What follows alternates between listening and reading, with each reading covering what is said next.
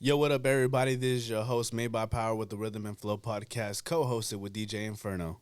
Yes, sir, man. We're back for another episode. And for this one, we got another very special guest in the building, man. Shout out to our guy, Sounds by Reno. Make some noise. Yes, sir. What's going Come on? Yes, sir, man. How y'all doing? Good, man. How you doing? I love that Just shit. hanging out. Happy to be here. Hell yeah, bro. We appreciate you for coming out. But yeah, man, let's get into it. Let's start, just introduce yourself, where you're from, and maybe just start talking a little bit about your journey. You can really go as far back as you want. Yes, sir. Well, born and raised in Portland, Oregon, Yes, sir. Can't complain. Started, really got into music when I saw Diplo when I was 12 years old. Ever since then, I wanted to start DJing. Got my first board around then and got into the Portland hip-hop scene like 2016. Started making music and getting involved. So that's really where everything kind of kicked off. Nice. So it was literally just like one concert that kind of like shaped your music journey. Yes, sir, basically. Wow. Yeah. No, it was crazy, too, because, just, like, getting involved at that age, just so impressionable. And ever since I, was involved, I was like, this is what I want to do, at that point. And, 2016 came around, and a buddy of mine named Austin saw that a group called SQD was just trying to get a DJ, and he had just had me hit him up.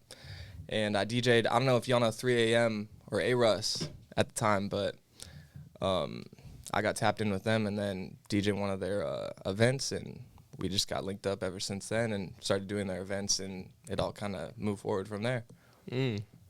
So, before you started tapping in with these people, were you kind of just, DJing in the bedroom type shit, like family parties, or, were you already kind of doing your thing, and then once you kind of linked up with them, it's when it kind of, you started seeing some more motion, or what was that like? I would say so, yeah. At the time, I was definitely just, a bedroom DJ, Okay. just, kind of running my own stuff, and my first event was that that birthday, and then,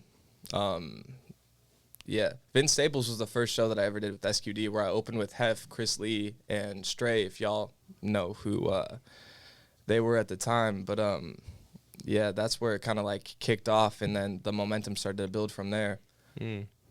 Vince Staples? Yeah. That's hard. That's your boy, huh? You be slapping him all the time. I love Vince Staples. Around what year was this? That was 2016 at the time. Oh, he just dropped that album, too. That was Summertime 06. Summertime 06, bro. I love that album. Yeah. No, it was crazy. Bro, Summertime 06 is legendary. Definitely. That was the time, So, and it was one of those shows, too, where, just to be involved and just for that to be, the first big event for me. And at the time, I'm literally 16 years old. So I'm, out there. I don't even know, what's going on. And I'm, just rocking with these people. All right, let's do this. And you just hop out and you just press play and the crowd goes nuts. You don't even have to try. Yeah. Bro, that must have been a cool show. Dude, it was a great time, So that was really where everything kicked off. And I was like, okay, let's lay it down. Let's see where we can take this from there, So who was that group, the one that you mentioned? Stray, that was, God, I can't even tell you at this point, but I know Chris Lee, and then there were some other Portland artists at that time, but I don't know, man. There's so many people since, 2016 and on, because really I think that was a pivotal point in the hip-hop music industry within Portland. That's when stuff started to develop, and, Dior, for example, was putting on a bunch of the local shows, at the Hawthorne, and, people were really elevating, and that's where SQD was coming from, and you had Hef and Tug and A-Russ. They were really just kind of getting the momentum rolling, and people started to come out. Dante Thomas was popping off with some of his stuff, and you just saw a lot of the momentum come out of the city at that time. So just moving on from there, I couldn't tell you exactly who was in that group, but that's when a lot of the local shows were coming out. That's when you see a lot of people just doing a lot of things, and I can't say that it's there in that exact point right now, but I'd love to see the scene or the city get back to that, you know, where we get a lot more local events and get a lot more movement kind of coming, Without a doubt. Definitely. Oh, yeah. I think it's kind of going back into that right now. Yeah, definitely. I think there's, like you said, momentum. And pieces are moving. Yeah. Well, ever since, I think, especially when it came to the shows, too, if you look at the tour list for like A-list artists, B-list artists, they're skipping over Portland Bro, to some extent. Yeah, I tell them this all the time. They are. because you go Seattle and then they go SFO. Yep. Like just They straight. skip it. Yeah. And I kind of don't blame them, but it's getting to the point where it's coming back around, and you're seeing the local labels that are involved in the city, from Double T, Chapters to High Tolerance. They're starting to bring back that momentum and bringing back the bookings, and you're kind of seeing things kind of come upward once again. So I'm excited to see where things go. Yeah. No, I mean, because Definitely. going back to that time, I mean, during that time I was 18. Mm-hmm. And, bro, Summer 16. I mean, everybody that knows Summer 16 knows Summer 16. Come on. It's crazy. Talk about it. Yeah. But I saw Uzi. I saw Cardi. Mm-hmm. I think I saw Vic Mensa at the time when he was pretty big. Mm-hmm. I saw Yachty. I saw Thug. Mm-hmm. I saw Travis. Mm-hmm. Bro, it was crazy.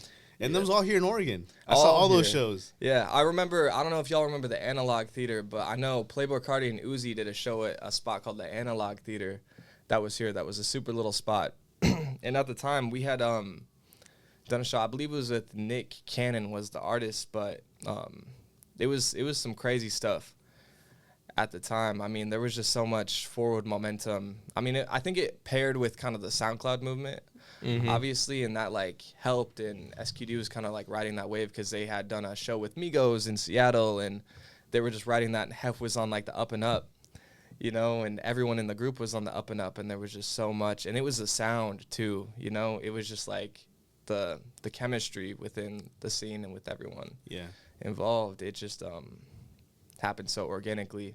And then obviously, you know, things changed. Yeah, without a doubt. Yeah, we've seen the development that we have. Yeah. Well, that's cool, man. You were a part of that, literally. Mm-hmm. And, I mean, you've been growing. You've been doing a whole lot more. Yes, sir. It's you know, there's a lot of ebb and flow within it all, but it's cool to still be involved because you see a lot of characters and a lot of people who, you know, either they say they still want to be involved or they aren't, or they just, you know, they get caught up with family or whatever. But there's some specific people that are still doing things and still active. But it's crazy to see the amount of artists or the amount of people that were so active or so busy at that time to now, you know, because you really saw the sustainability and the momentum in their product and who they were to see kind of where it's at now. You know, there's certain people that's definitely still around or coming around, but you know, it's never what you thought it would necessarily be. You know. Yeah. Yeah. Talking about culture, you know, just trying to create a culture. Yeah. You know, develop it. Mm-hmm. I mean, we went from you know, rising in culture to it like kind of, I don't know what happened to it. And now it's like, okay, let's develop it again. 100%. Yeah. So you were in Portland, did early shows here in Portland, but then you moved on. Yeah. I mean, you could say that. It's just yeah, there's been shows here and there and everywhere between, 2016 to 2019. There's definitely a lot of, you know, there's a lot of shows, a lot of events, a lot of things that have come out.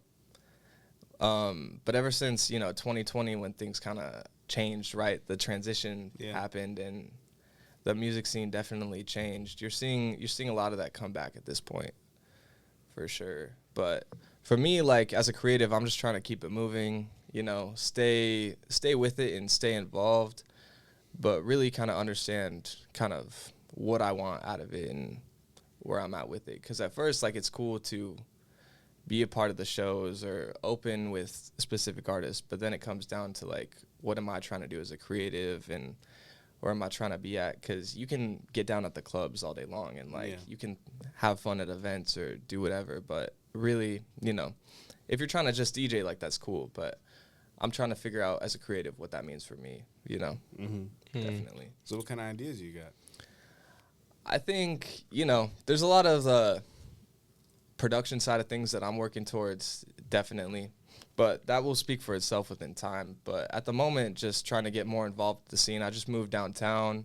So as things are on the up and up, just trying to get more involved and get more into the club mix that we have going on right now in the city. And just, you know, get down with whatever events and whatever things that we have going on that's, Mhm. you know, lit to be a part of. So Yeah.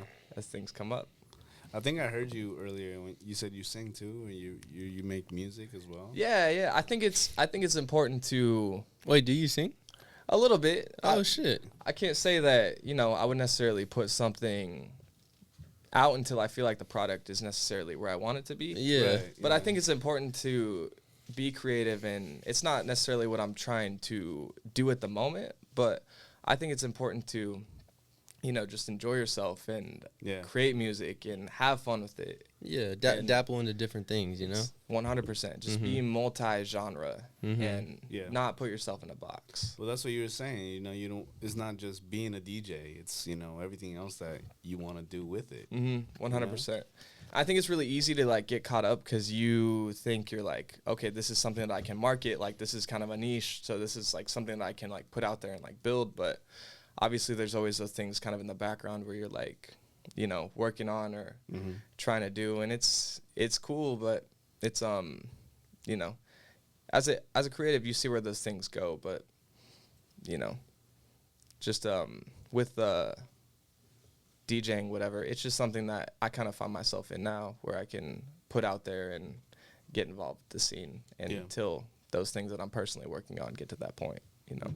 Right. Yeah. That's awesome though. Yes, sir. I like staying busy. So Yeah. I mean, you getting creative and not putting yourself in a box is. I mean, it speaks to a lot of people. Mm-hmm, You know, 100%. a lot of people want to be good at everything. You know. Yeah. And it's hard, you know, like, how does the saying go? Like, a jack of all trades is a master of none, but oftentimes better than a master of one, right? Like, Ooh, that one's fire. yeah. That's gotta No, be clip, bro. and it's some real I like shit. that. Yeah, I like that. I don't know if I can swear on here, but Yeah, bro, you can say whatever you want. It doesn't matter. yeah. But I Be think yourself. that's real, definitely, because it's so easy to, especially when you're trying to make money off of it, especially because, you know, creativity is great and like we love it and we love to get involved, but at some point, like, we all have to eat at the end of the day, you know. And like, we could only hope that the creativity that you're able to thrive off and enjoy off of is also able to assist you in that or help you do that. Yeah. But you gotta keep it authentic and gotta keep it moving within your values and the things that you care about, and just, you know, keep having fun with it always, 100%. Like, Yeah. you know, because if you get caught up in the routine of just being like the club guy that shows up for Fridays and Saturdays, like, if that's what you're doing, then and you're happy with that, then that's cool. But, you know, I think it's different for each person. I feel like, you know, how you were saying, I mean, I just feel like that's so limited at the same time, you know, considering how much more creative and much more you can achieve. Yeah.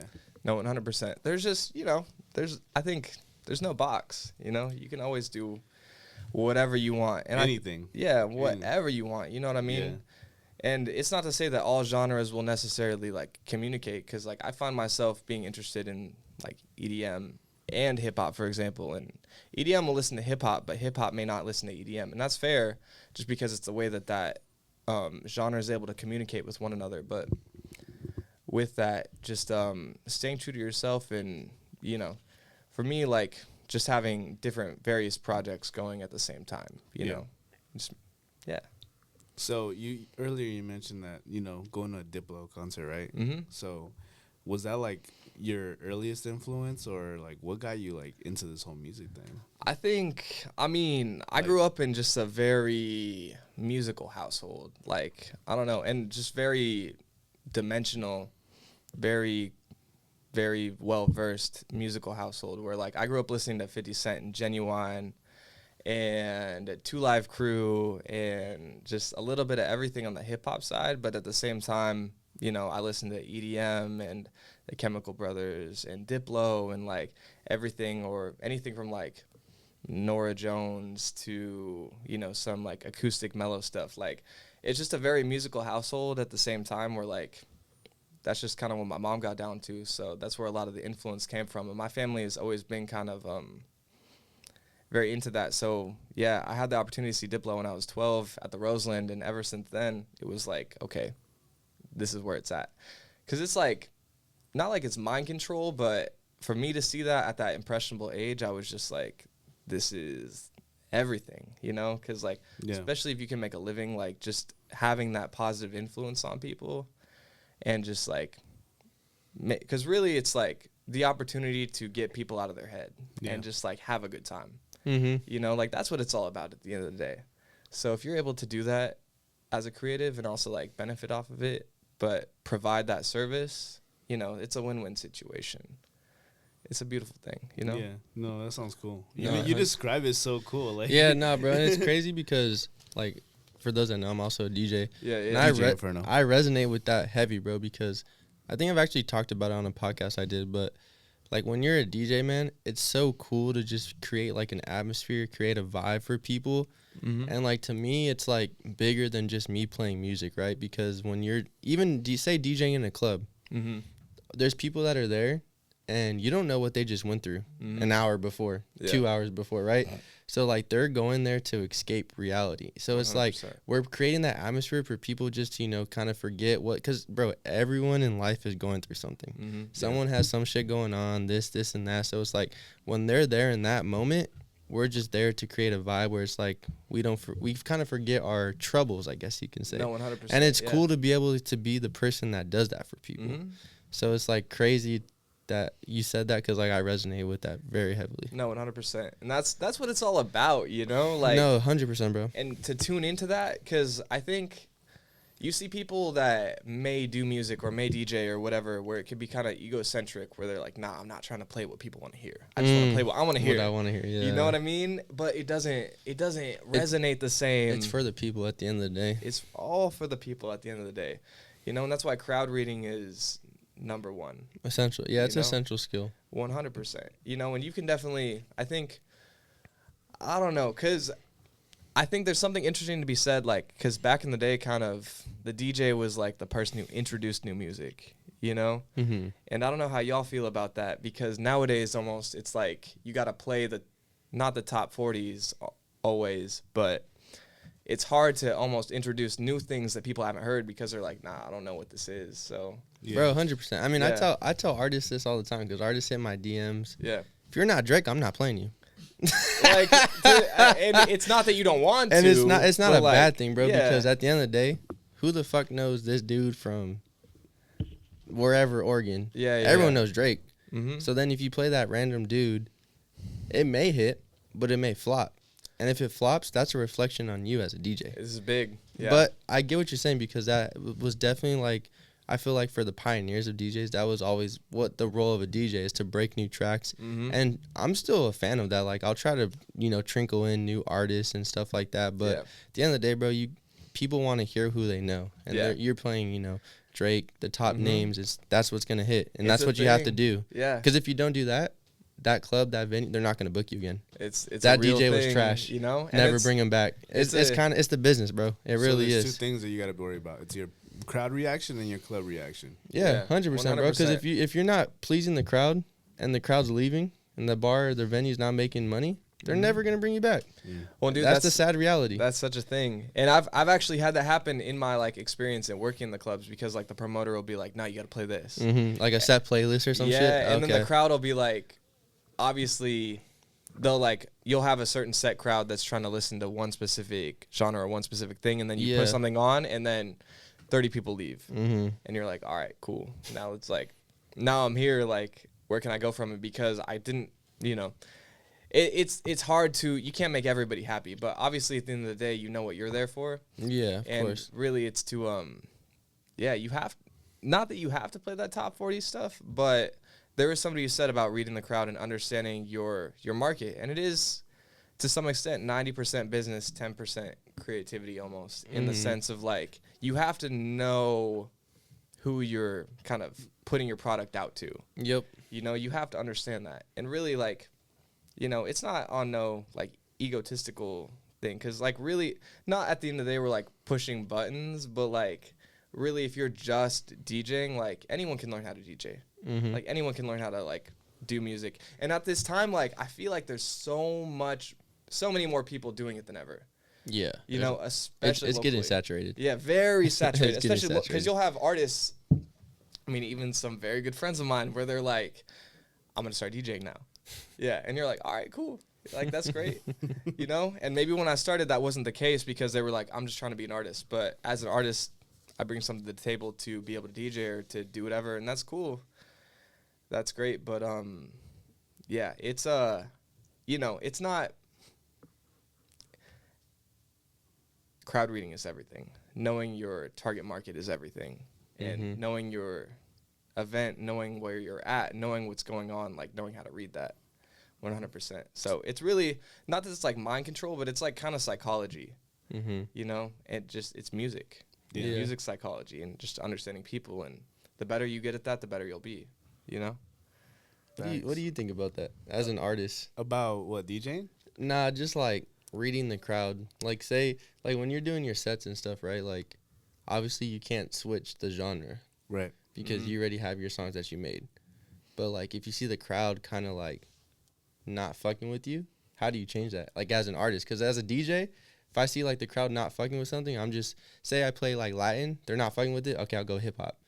Top 40s. They're not really fucking with top 40. Okay, let me try like some pop or like some Justin. You know what I'm saying? Like kind of testing the waters. But as an artist, how do you read the crowd? Oh man, that's hard, because as an artist, like especially like, okay, I'm speaking from up in like a local artist, not somebody who's made it, right? Who has the luxury of having a bunch of music from a you're a DJ. Salem goat. That's all good. You made it in Salem. Appreciate that. Appreciate that. Out here. I'm speaking for those that are like doing a small gig, got 10 minutes, whatever.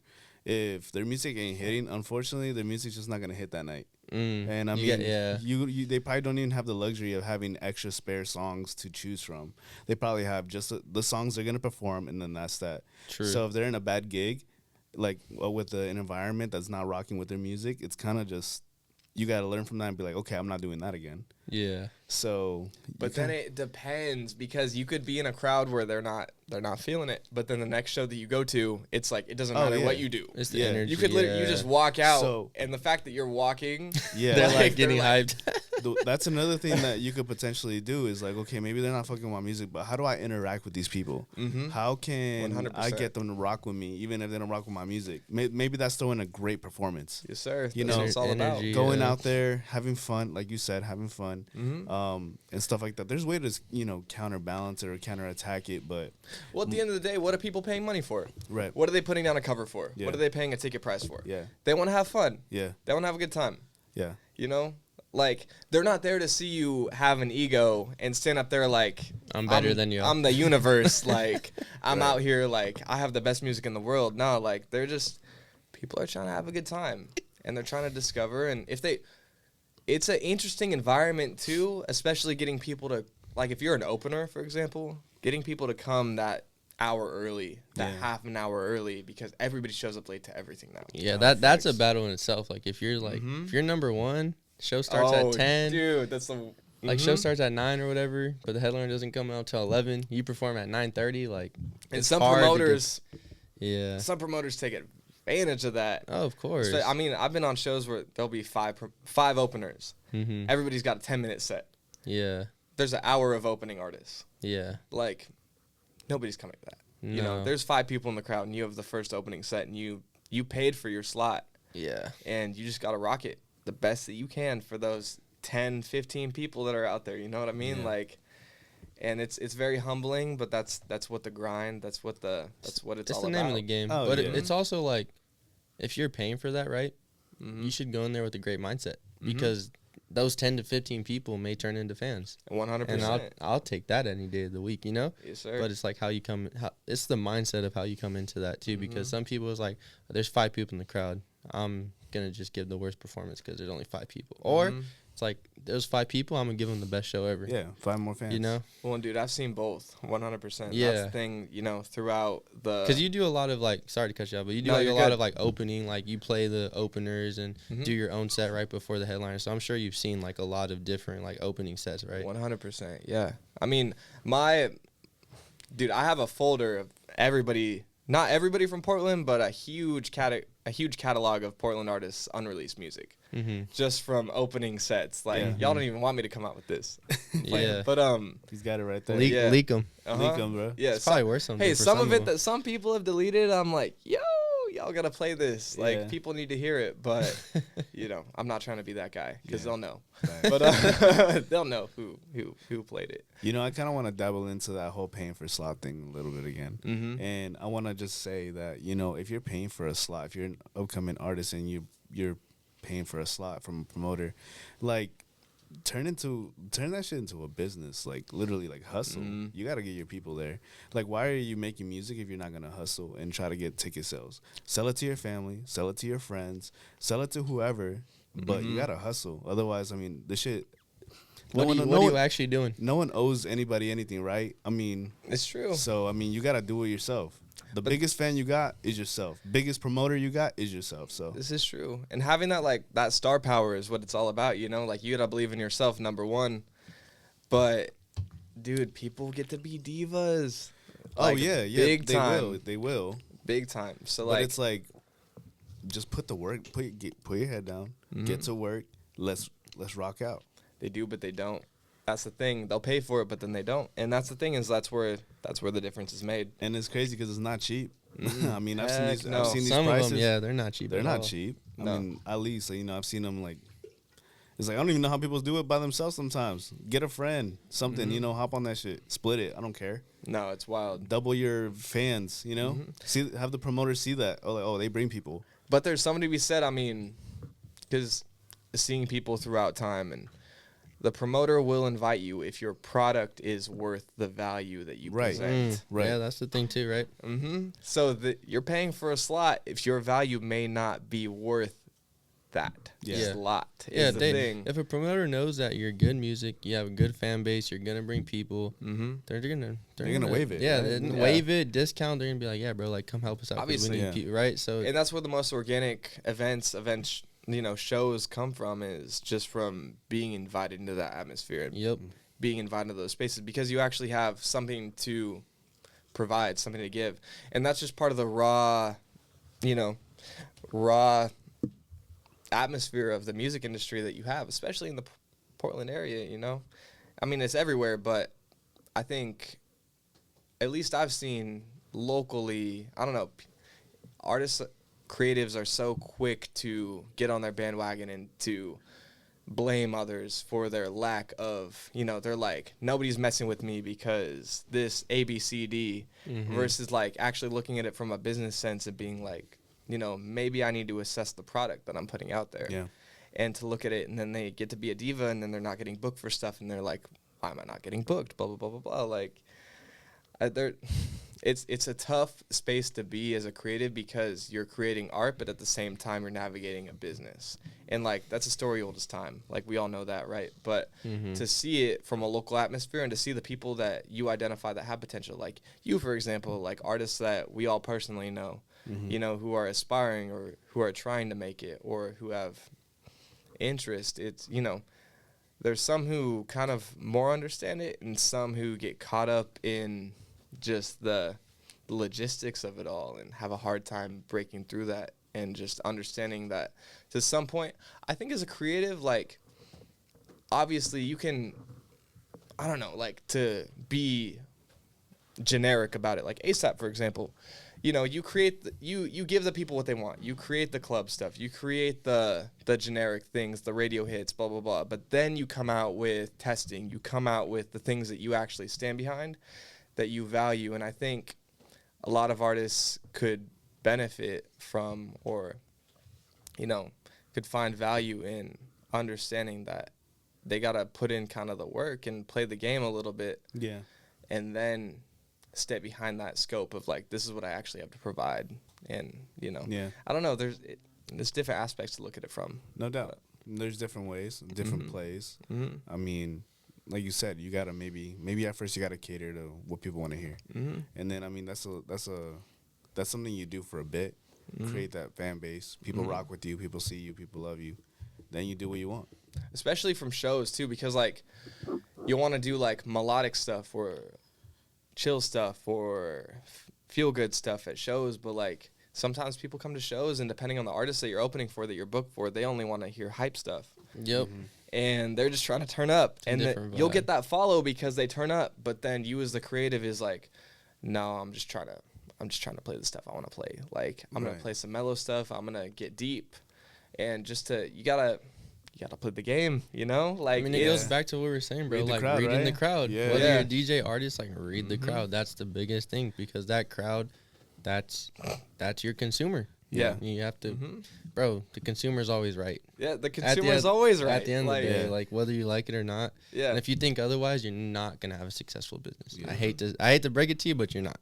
That's the way that is. Well, that's 100%. what people don't think about it like that. The customer is always right, right? Yeah, of course. The wrong paint's wrong. I'm sorry. It was my bad. Yep. But to have that humility as a creative is hard for some people. It is. Yeah, but you got to be open-minded. I mean, you got to be super open-minded. Yeah. I mean, look, I've seen a lot of people not take any criticism well, right? I've seen a lot of people like that. But then the ones that do and the ones that develop and are open, I mean, I've seen them become some of the most successful people. It's true. And that's not in music. That's in everything. Yep. And I mean, you just got to be willing to understand what people are liking and what people are not liking. There's something you said about that 100%. But as a creative, it's hard. Yeah. No, it is. It's hard because you want to stand behind what you want to stand behind. And they don't always want to play the game, but they want to step up to the plate. Sometimes it works. I'm not going to say it never works. No. Sometimes it does work. You know, you can push whatever you want to push and, you know, actually stands out. And it's like, okay, shit, that's fucking good. And I think the only reason that we can speak on this is as a DJ, you're there to support. And you're there to, like, look out for the artist or look out for, because, you know, in any upcoming events that you have or any people that you're representing, and you see it from a third eye or you see it from a outside perspective, and you're like, and then you can try to give the artist input, and they're like, nah, I'm not. And they're like, nah, I'm not trying to get down with that. And I'm like, okay, like, that's cool. I respect your opinion, but at the same time, you know, it's a tough place to walk because who is right, you know? And for us, it's our job to understand crowd reading. It's our job to understand what the people want. So, and I think creatives, especially artists, hip-hop artists, it's a lot more egocentric, and it's a lot more, you know, because instead of, like, what can I give them, it's more like, you know, what can I give the world? Almost in a sense, to the extent, like, as a DJ, you're like, what can I provide for the people to make them have a good time? Yeah. Versus, like, what can I, as an artist or as a creative or as a, you know, rapper or as a singer, you're like, what can I give of myself to show people? And it's a very vulnerable place, so you have a hard time taking criticism within that. And then as a DJ, you're like, nah, you shouldn't do that. Yeah, true. Nah, don't play that at the show, bro. Like, they don't want to hear that. They don't want to cry. Like, yeah, I mean, it's personal, right? It's very personal. Very personal. Have you ever heard of Soulection? I have not, no. So it's like this, so the founder, he's a DJ. His name's Joe Coy. I probably butchered it. Joe Coy? Comedian? No, it's Joe K. It's Joe K. Yeah. So he's a DJ. He founded it. It's just like a collective of like DJs, creatives, all this stuff, and they do like shows, events, mainly like centered around like DJs, producers. It's dope though. They do shit here in Portland too. But yeah, I watched a podcast of his, and he was talking about like how he is such like a creative person that it's hard for him sometimes to do the business of it. And like as you were talking, I was thinking about that podcast because like everyone, artists, DJs, producers, they're so creative, but sometimes when the business side of it comes into it, they just kind of like fold in a sense because they just want to be creative. And like there's nothing wrong with that, but sometimes being creative is a detriment to your business side. So I think it's like what I'm trying to say is it's important to be able to kind of find that balance of being a creative but then also being a business person. Also understanding that if you don't really know business too much, accept it and maybe find a friend, a relative, someone, a resource, or just a random like accountant that can help you understand business. Because like if you really want to do this thing, man, you have to know business. You do, because your creative is only going to get you so far, and if you don't know simple math, simple business, I'm sorry, but you're not going to go far. And it's just like you said, being vulnerable and accepting that and realizing like, oh shit, like yeah, I can create the dopest song, the dopest DJ set, but if the logistics aren't behind it, no one's going to hear it, and I'm also not going to be able to survive off of it. No, you got to understand that business sense 100%. And that's why it's like 90-10, you know? And that's why, and then people get caught up where they're like, you know, this person's whack, but I'm not, you know, nobody understands me. Like, and I'm like, why don't they understand? Yeah. Why don't they? Like, what are you translating? Because it's all just speaking the language. Yeah. At the end of the day, like, music is language. People are here to receive, and they want it. They want, you know, and yeah, that's a huge part of it, you know, is like the business side of it. And I see so many creatives, especially in the local market, where they have a hard time with it, you know, and there's some people that do get it, and, you know, they speak for themselves, and other people that may have a harder time and what have you. And it just, you know, I think as DJs, we have to pay more attention to it, because we're just right there, like, in the grit of trying to understand what the people want, you know, like. And like you said, like, at the end of the day, in a show aspect, we are the support of that artist. So it's like we're trying to help them, because we just played a 10, 30 hour minute set to hype that crowd up. The energy's right here, man. Yeah, keep it here. We have them here. Don't play that sad love song. Like, they're here, they're ready to turn up. I'm trying to give you advice. You know what I'm saying? Yeah, like, no, I completely get what you're saying. Or it's like, we know the show's like a mellow song. All right, bro, they're here, like, they're vibing. Don't go play some fucking like, it's not the vibe. That's not what we said, you know? Exactly. And we're just trying to help them, support them. And I think if you and that artist can have that communication and that understanding and almost that transparency within the two sets, because you're both one, you know what I mean? Like, especially when you're on a show with a A-list artist, like, the crowd doesn't see you as any different. You are on the list with that A-list artist. So, like, you and the person that you're rocking with, like, are there to put on a show and to set the vibe. It's gotta translate. It's gotta make sense. Yep. You know, and not every artist, not every person, even not every DJ is there to make sense of it. And I've seen tour DJs that have flopped, and I've seen local DJs that have done great. And I mean, I have flopped myself, you know, like, yeah, we all have, bro. Yeah, we all have, you know, like, that's the name of the game. That's something 100%, you know. It's all part of the experience, and it's all part of, because that's one thing that I've definitely understood, and I think you can relate to as a DJ too, is like, I've talked to other DJs within the music scene, and they're like, oh, this happened, so like, like, they're super hard on themselves, because they're like, oh, like, you know, speakers cut out at this point, or like, I didn't have a good reaction at this moment, or what have you, and they get down on themselves, and they're like, I don't know, man, like, I didn't have a good reaction, so this is messed up this opportunity. But there is always opportunities. Of course. Like, there's always redemption in it, you know, like, don't burn your bridges, of course. But at the end of the day, like, you know, when I went on the mini West Coast tour with SOBRBE, right? And I was on with RC Spitta. We were in Seattle, and I fell on stage. I, like, literally. How did you fall? It was sold out, 1,400 people at the Soapbox Shoto. And one of the security guards comes out, and he's like, yo, if you get up on the guardrail, he's like, it flips. So he's like, if you stand on it, make sure you stand really close to the crowd. Wait, so you did like a front flip? No. I'll explain. So that's crazy. He's like, if you stand back on it, it'll fall underneath you and you'll eat it. So I'm like, all right, bet. So I, like, listen to him. Obviously, I don't listen. So I'm, like, turning up the crowd, and I got some crazy stuff going on.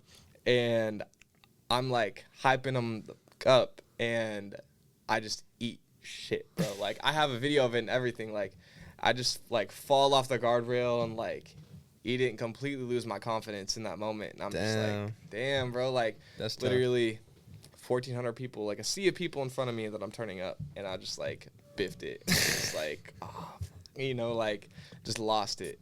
Just, you know, but there's always redemption in that moment, in that opportunity. And even if you don't find it at the time, there's always doors opening. Of course, man. You know, 100%. And, like, looking back on it, it's a teachable moment. It's a learnable experience, because I'm like, damn, that happened. It's never happening again, for sure. You know, Thanks. Like, especially, I think it's hard as a, you know, having that mind controller. It's interesting coming from because I'm kind of transitioning from the show experience to the club scene. And that's been an interesting transition for me personally, because I'm, like, used to turning up a crowd for half hour, an hour, you know, like, and converting that over to, like, a 4-hour set and, like, keeping people engaged, but also just having the momentum, but having the understanding to be able to read the crowd in those moments. It's a different atmosphere for sure. And just between the shows, like, I don't know. That's where my experience is, and that's where I feel comfortable. And for me, it's like learning to translate that to those longer 4-hour sets, and to keep the momentum, or keep the waves, or know how to read people and have the sets ready and prepared and ready to go, and just how to translate that is it's a transition, big time, for sure. But I don't know, man. I think my heart relies on the shows, though, at the end of the day. Like, that's you? Because it's the most lit. Like, yeah. I don't know, dude. People are there, like, clubs are cool. Like, people are trying to throw down, they're trying to dance, like, they're trying to have a good time. But, like, anybody who's trying to, like, jump on their feet and, like, just get, like, jumped on top of and, like, water thrown on them and, like, just, like, rage the hell out, like, God bless you. Bless you. That's the first sneeze on the podcast ever. Yeah. I don't think so. It is. Is it? Yeah. That's the first ever sneeze live podcast. Let's go. Yes, sir. Milestone. Yes, sir. Hey, well, I think that's a perfect segue into. Oh, yeah. All right, so look. For those who don't know, we have implemented a brand new segment into our podcast, and that is Truth or Drink. All right. So, are you ready? Let's do it. This is going to be my first. I'm going to have you say one, too. Yeah. You have one? I do. All right, bet. All right. What was your first DJ name? My first DJ name You don't have to tell me, or you can drink. It was Wait. If you tell me, I have to drink. Yeah, I know. It was That's an easy one, bro. It was Breezy. I DJ don't know why. Breezy? Yeah. DJ Breezy. Yeah. You got us. Yeah, I got you. I know why. I couldn't tell you why, but I think somebody called me that one day, and I was like, all right, cool. Like, DJ Breezy. That's Hey, it. to DJ Breezy, man. Shout out DJ Breezy. Yes, was sir. it Breezy or just DJ Breezy or just Breezy? Breezy. But like you said, just I'm Breezy or I'm DJ Breezy? DJ Breezy. Oh, okay. Yeah, hell yeah. Okay. Shout out Breezy, man. Big time. Yes, sir. That was an easy one. Yep. That was an easy one. You got to come up with better questions than that, or y'all about to get messed up. No, All right, so it's supposed to be easy. Here's Come the on. second one. Get crazier. What? Who's the worst opener you've ever seen? The You have worst. to give the name. Just take a shot. See? Don't call no one out. It just jumps Nah, so crazy. there's no names. There's no. I'm not trying to take another shot. No. There's been some bad ones, though? Or you think everyone's been pretty solid? Nah, I've definitely seen some people. I was going to say it's got Hold to the be phone. sweet. Oh, man. I've definitely seen some people flop, for sure. And you'll have a sold out show, 1,000 people, 1,400, 1,600 people, and they're just stiff. Yeah. Not feeling it. Yeah. And don't have.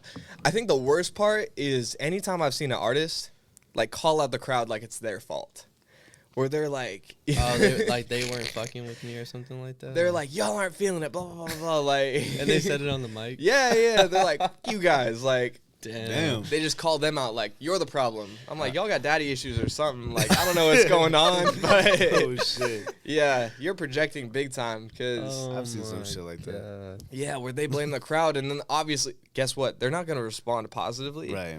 It's going to be like, Yeah, they're gonna be like, Pissed fuck off you. and- Yeah. it's like negativity with negativity. Yeah, Don't they're make no like- positive. Nah, man, I'm good Nothing. on that. Like, all right, I already wasn't liking you. Now I'm definitely not gonna like you.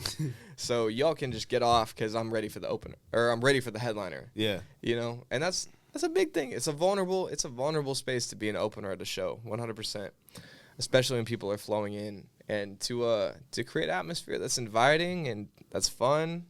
That's what it's all about. But if you're gonna be a narcissist, if you're gonna be caught up on yourself, if you're gonna make it about you, people are gonna suss it out.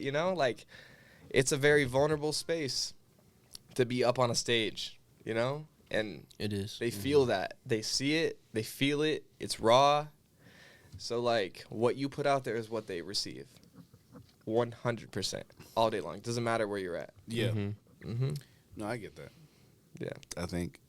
You No, I'm think? kidding. You're No. like, I know.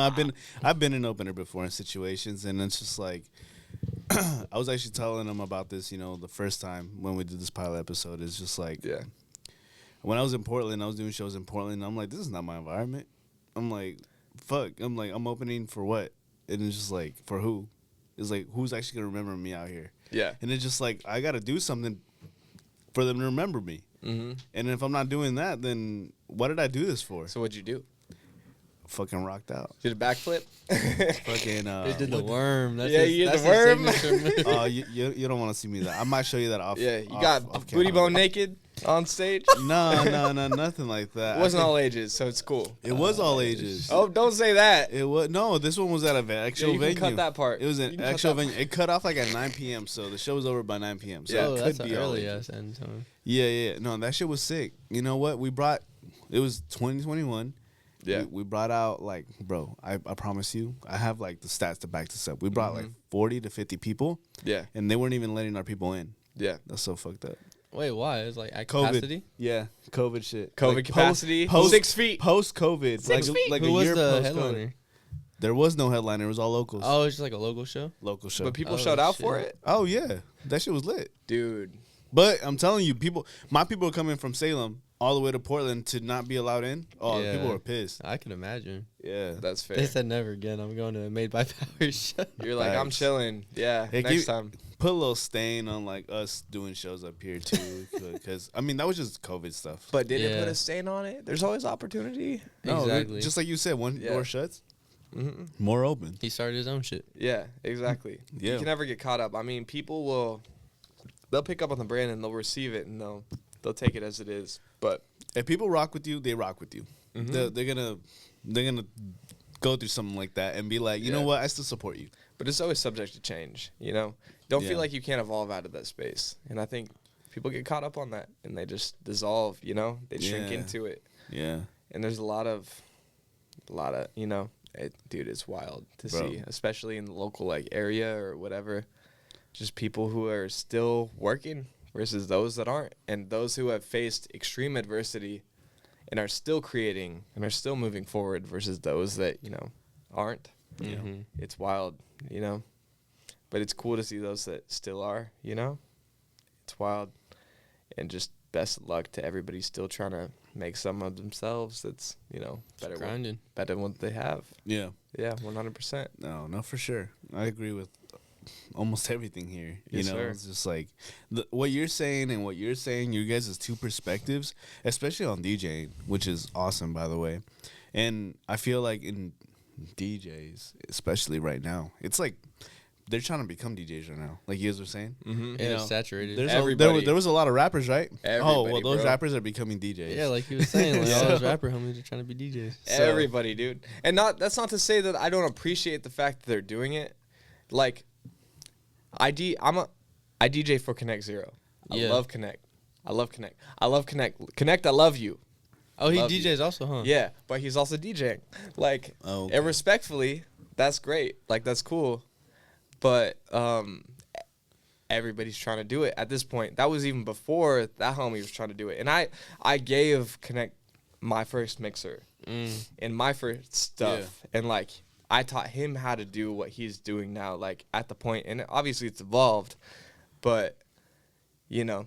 You want to know something funny real quick? He's coming on next week. Yeah. FYI. That's great. Hey, let me I know. love it. Let me know it. when. I love it. Yeah. No, next week. That's my boy. He's our guest next week. Yeah. But on that, like, was that like an awkward conversation or not really? Like, he's like, hey man, I want to DJ. Like, did you feel like intimidated or were you like, hell yeah, bro? Like, Not even. like I'm did just you feel yeah, like, dude? did you feel like, oh shit, he's gonna DJ his own sets? Mm-mm. Nah, you knew he was still gonna mean, use you. Nah, it's just all love. Like, I respect that. there's no, because if I get caught up and I'm like, if I get insecure about it, or if I see it as competition, that's a me problem. Mm-hmm. That's a me and my marketing problem, and my business and what I'm putting out there problem. You know what I mean? Like, and that's all right. You know, if somebody finds success or finds fruitfulness in whatever they're doing, then that's all on them. You know, like. And that I'm still gonna rock with them as an artist, and I'm still gonna rock with them as a creative, and I'm still gonna show out for their DJ sets, because the only competition at the end of the day is me. Yourself, You know, and that's real, and that's there. It's not to say that it doesn't saturate the market more, but I don't want to not see my people win. Yeah, of course. You dude, know, of like course. that's at the end of the day. Because if you're not, like, I'm not trying to be that person, you know? Because anybody that is that person, that's, you know. They don't go too far. Nah, they're miserable. And I'm good on that, you know? Like, I'm not trying to be out here and be miserable, you know? Yeah. Just, like, bitter about everything. Like, no, I'll show up for your stuff, you know? Like, let me show out. But at the end of the day, like, if you need a DJ or if you are trying to rock your own stuff, I'll be there, you know? Like, hit me up. Let's turn up. Like, let's go. So it's all on you at the end of the day. It doesn't matter what it is, you know? Yeah. It's all on how you show up. How'd you get connected with Dior and Connect? Because you're like their official DJ, right? Yeah. Dude, Dior, like, it became organic over time because, like, I would DJ, like, Dior's shows, like, when he was doing, like, the Hawthorne, like, local, like, artist pop-ups. Like, let me put on, like, everybody, like, and this dude has been doing that since the last 8 years, like, has been, you know, and I would fill in and do those shows and be there for the homie. And eventually, organically, we just connected and we're like, yo, like, I'm trying to have you officially, like, DJ my sets, like, show out. And then Connect, I just got connected through mutuals and, you know, we did YB and Amir the first time together, and then we were like, yo, this is what's up. Like, because we're both goofy. We're both, like, on the same, like, hype level. We're both, like, it's just when that organic connection happens, you know, you feel it. It's genuine. It's just genuine. You can't force anything. You know what I mean? Because there's certain people that you'll interact with that it may be a little more forced. And yeah, of course. You both feel it, obviously. And you're there in that atmosphere just, you know, for whatever reason you might be. But there's something to be said about the organic connections and relationships that you make that provide value, and, you know, they'll speak for themselves. Yeah. So I think that's where it's at with Dior, with where it's at with Connect, you know, with the people that I work with directly. And it's not to say that I work with them exclusively, but just with anybody in that atmosphere, it has to be organic. You know, that's just the way that it's going to be naturally. You can't force anything. I strongly believe that, you know. And if you do, like, you can try. And that's why, like, some people that I may have worked with, like, are rocking with some other people, and that's cool. But, like, we may have not been on the same frequency, and that's all right, you know, because they're rocking with them, and I might rock with your people, but I might not be rocking with you in the same way. But, like, let's connect in this mutual atmosphere, and, you know, let's meet eye to eye, like. Be civil. Yeah. Not even just civility, but just, you know, connection. You can't, you know, it's undeniable and it's organic in and of itself. So if you try to force it, you'll feel it, you know? Yeah, of course. Have there been moments when you're like, this is too forced, I don't want to do this? Definitely. Like, popping out for, like. Even if the money was right. Oh, dude. Definitely popping out for, like. Was that a truth or drink question? That's a truth or drink question. That's fair. Yes. I'll answer truth, 100%. Yeah. I should have just said no. I don't have to say names. Yeah, that's all you guys. No, yeah, you're good. Yeah, but speak about it. Like, you don't got to go too details, but speak about it. You have more juice now. Yeah. But there's definitely artists or creatives that I've worked with that, you know, they may have paid for their slot, or they may have kind of forced themselves into those situations where I'm there for a purpose. Yeah, I'm there for what they asked me for, but it's not that I'm there for their mission, or I'm there because I believe in them as a creative as much. You know what I mean? And, like, that's okay. Like, and it's not that, you know, I wouldn't say anything to somebody that I wouldn't say to somebody's face. I think there's some value in that. So just total transparency. Yeah, I think there's value in transparency, 100%. Oh, there's 100% value in transparency. Yeah. Like, why beat around the bush? I'm not here to hold your hand. No. You know? It's just like, let me just tell you what it is. 100%. That's it. And that goes around, but, like, I think a lot of times, you know, people in that atmosphere can spare that conversation, and they'll just be like, nah, I'm just, you know, I won't respond. Or, like, I won't entertain that. Like, that's cool, but it's okay to just tell somebody what's up, you know? And also just to be raw, or to be, you know, to show up for them maybe in the way that you're requested to, but it might not be the most organic situation or relationship that you might have, but you're still trying to support that person, or you're getting paid for it, or whatever it might be. Yeah. You know what I mean? So, like, there's different circumstances that all of those situations fall under, but there's something to be said about those organic relationships that you create with the artists that you have, that the people that you back up, that the people that you believe in, that create the things that you stand behind. Right. 100%. And, it shows definitely with the artists that are around or are not, And that's, going into something that you guys brought up earlier is like dream collaborations. Do y'all know who Matt Burton is? I feel like I've heard Backwoods and BMWs? Nah. Oh, yeah. dude. Who's that though? I'll show you this stuff later. Right. No, it's just a Portland artist that like there's other creatives in the local space that know that this person was made to make it, And there's certain life circumstances that get in the way, He's from Portland? Yep, 100%. You can Matt put it on Burton. too. Yeah. Backwoods and BMWs.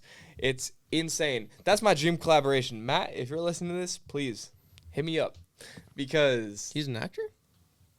No. No. It's just a music artist, but He's looking up at Wikipedia. insane, bro. Like insanely good. Yeah, I'm gonna take this last one. Let's go. Let's take one together. Yeah, let's go. Yeah. Hold on. We have one more question, though. Oh. That's all right. We'll get to the question. All right. Well, let's take the shot, and then we'll ask the question. Yeah. Let's go. And regardless, you don't have to answer, but it's a good one. That's all right. Hit me with it. Cheers to everyone. Cheers. You can continue what you were saying, though.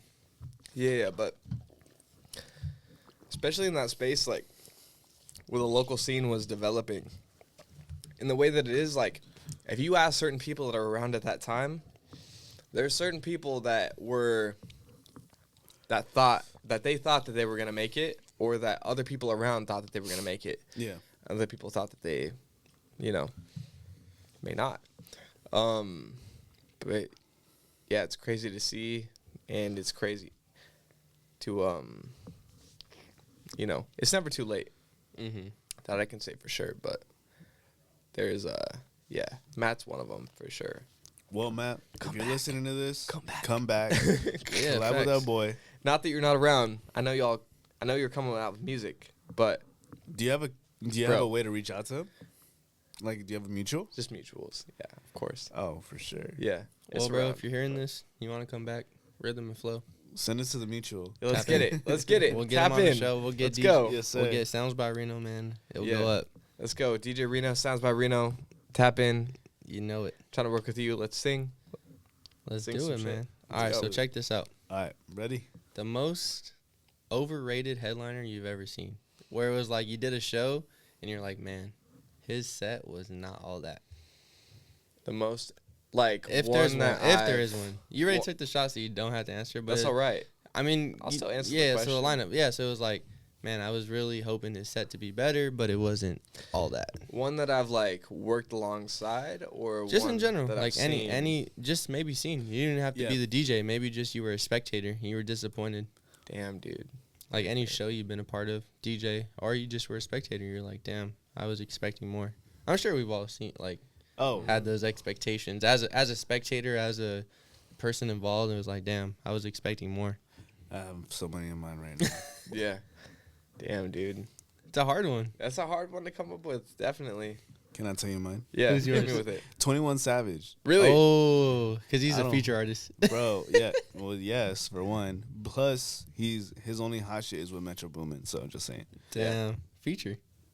That's a You're shot. disappointed with Future? No, I'm saying feature. Like, Oh. isn't it Metro Boomin featuring 21 Savage, or is it 21 featuring Metro Boomin? I mean, I don't know. Don't they I- go hand in hand? No, It's I kinda think like- one of them has to be the feature. Nah, they're independent artists. I guess 21 Savage is featured on Metro Boomin's album. Yeah. That's fair. Respectfully. Why were you disappointed though?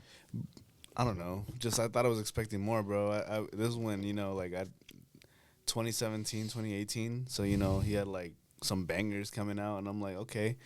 I saw the show. Bro, Red Ops. Huh? Tell me that shit doesn't hit still. Bro, it does. Red Ops? Yeah. Especially if you're at a show, I'm Yeah. telling you, It does. it still hits. It But, does. like, It still hits. Like, you know who I saw that same day is Post Malone.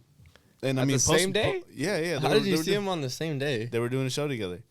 And let Oh, me just say, it was like, both of them. Yeah, it was Post Malone and 21 Savage. That's kind of random. Because that song Rockstar. That's It's sick. a Rockstar, right? Yeah. Or yeah, no, it was Rockstar. Was it Rockstar? Yeah, Bro, it was Rockstar. Post Malone smashed the guitar and everything. That shit was sick. Where was that at? Hawthorne? No, what's across the Moda Center? Roseland? Across from? No, Yeah. no. Moda Center. There's the Moda Center and there's Yeah, another Rose one. Quarter? Oh, the Rose. Yeah, it's like Rose That something. one. Yeah. Wherever Rose Quarter? they play Yeah, hockey yeah. or whatever. Yeah. Where they play hockey. Yeah. I don't know, bro. I'm gonna be real. Like, I don't know these. But you were guys. disappointed. I was. I wish it was a better performance. I was right there too, right in front. I was like, man, this is not it. That's fair. That's where I saw ASAP Mob, but that was not a disappointing performance. Oh, that I'll would have be been so honest. sick. Bro, that was crazy. That would have been was, so sick. It was also in the same venue, but like he was. It's funny as hell too because he was just letting girls. His security guard, like behind the curtain, just letting girls back. Yeah, Just letting girls back. I'm like, all right, of course. that's crazy. But I was stuck up in the stands on that show. That was disappointing. Really? Definitely, yeah. Damn, for any headliner, I don't know, man. It's hard to say that I've been disappointed. Oh, maybe we can reword it. Or, Yeah. like this is whose fan base is like was not it. I like His that one. fan base wasn't Fan it? base? What headliner? Their fan base just was not it. They just like They're like weren't- whack, terrible vibes. Like not even lit or anything like that. My man said, "I'm trying to keep the relationships going. Yeah, I'm not gonna I'm like, call out any names. Someone get some more shots right now. Yeah, Couple more shots, he'll start spilling the Dang, beans." dude, I don't know. Like I said, For the most part, do you feel like you're just like, I'm there for a job, and I'm just gonna do my job? not even a job, but like I'm there to For a make purpose. I'm there for a purpose. I'm there to make people happy. Like I I'm feel there that. to entertain. You're paid to be you're paid to be an entertainer. You're there to enjoy the experience. You're there to present an enjoyable experience. So you're looking at it from a positive outlook all the time. You would think most so. of the part. You would hope so. I you mean, know? yeah, of course. Like, why not? You know, Yeah, because at the end of the day, that's like what matters. yeah, That's and what people it's show up it's for. a blessing to be there, right, in that position. 100%, always. Like I feel that. you are not entitled to that experience. Like No, anybody not at that all. provides you that opportunity, big time. It's not to Mhm. be taken advantage of. Facts. That's real right there. But like I said, anybody in Seattle, if y'all are trying to turn up, let me know because sometimes y'all are stiff. Dude, we're talking so Yeah. Seattle fan base. That's what Yeah. we're hearing. Okay. Seattle fan base. I don't know. Il Chris, hit me up. But Hey man, we just did a show with them. We'll have to. yeah, We'll have Yeah. to link with you. let me know Link y'all. because anytime that I've done an event out there is tough. I don't know if it's because I'm whack, which respectfully, that's all right. But if it's just it's a tough crowd. It's a tough entertainment out there, Like if they don't mess with you, they don't mess with you. And that's all right, but Some cities are like that. some definitely. Like I heard a lot of artists, got some homies that have like toured all across the U.S. and they're like, just certain cities, man. Like you go out there, fucking put the best performance. You do that performance in a different city, they're turning up. Oh, dude, But you don't in even have that- to try. Yeah, like but- you literally go out, you press one button, and they're like Yeah, just out there. and I think Yeah. it's just culture, man. It comes down to culture, politics, just stuff, uncontrollables, out of your control. Yeah. At the end of the day, But it's up to you to read course. as the DJ. of course. It's up to you to understand, especially if it's a longer set. Mm-hmm. You know? It just keeps coming back to this. You just gotta be able to read the crowd. Oh, dude, that's what it's all about. 100%. So for anybody upcoming, for anybody, don't be a diva. Know how to read the crowd. Always have a backup. Facts. 100%. Because you're there to be the support. You're there to look out for your people. You're there to look out for the crowd. You're there to entertain, have a good time, Yeah, at the end of the day. facts.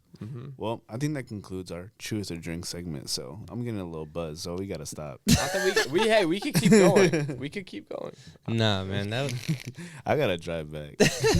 Respectfully. Respectfully.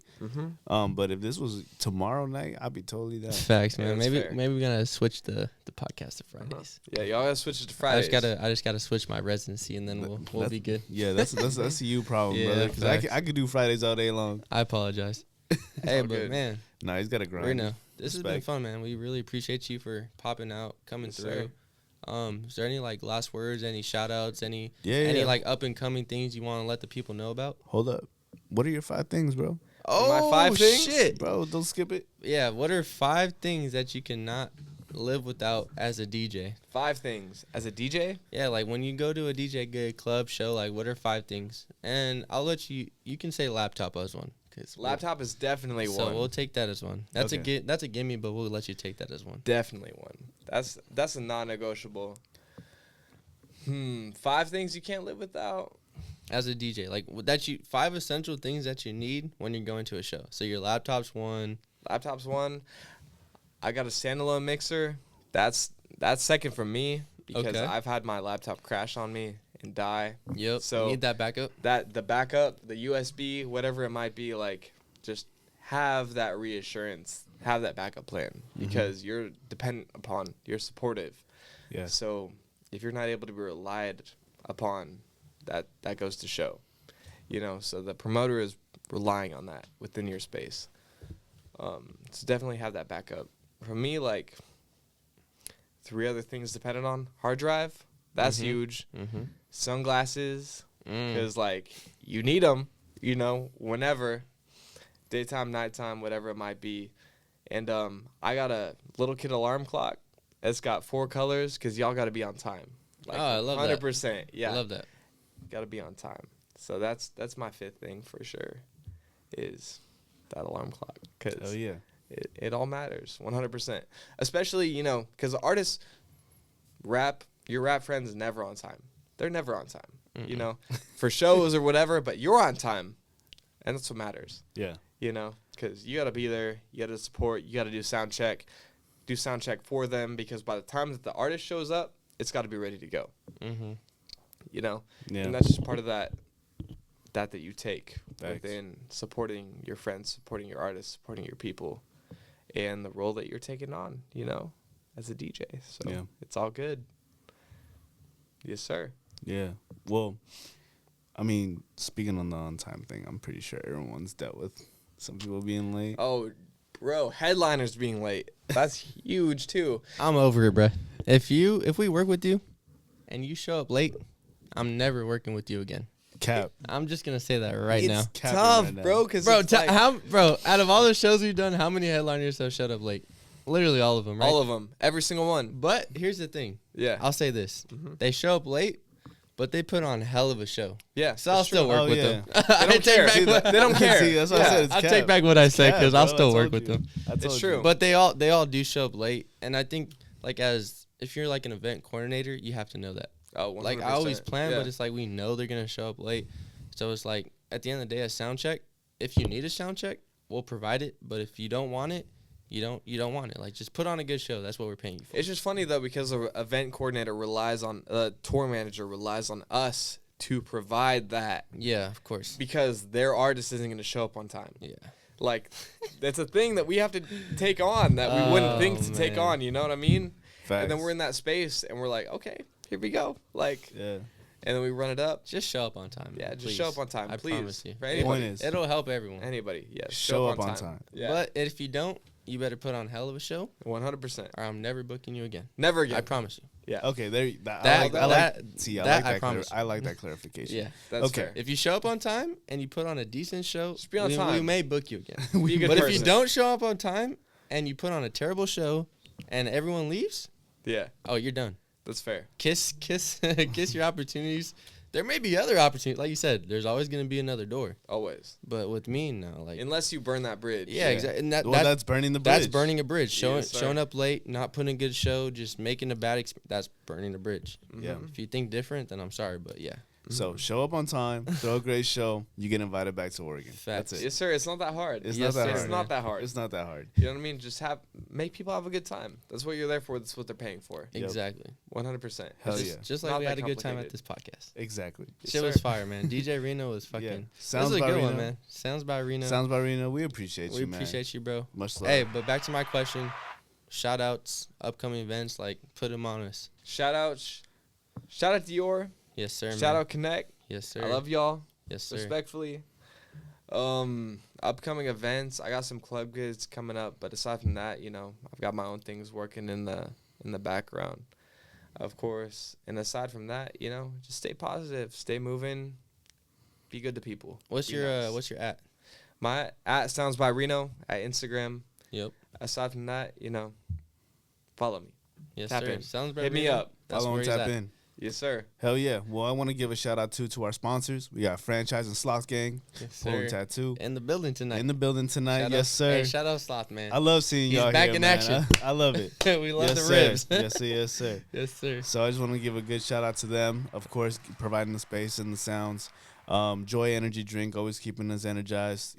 Drink that. Got some new cans coming soon. Oh yeah, bro. Stay tuned. Y'all ain't ready for that. Stay tuned. Yes. And besides that, man, just shout out everybody that's tapping into these podcasts. We appreciate everybody. Can't wait to see y'all in the next one. Yes, sir, man. Yes, We'll sir. see y'all. Signing out.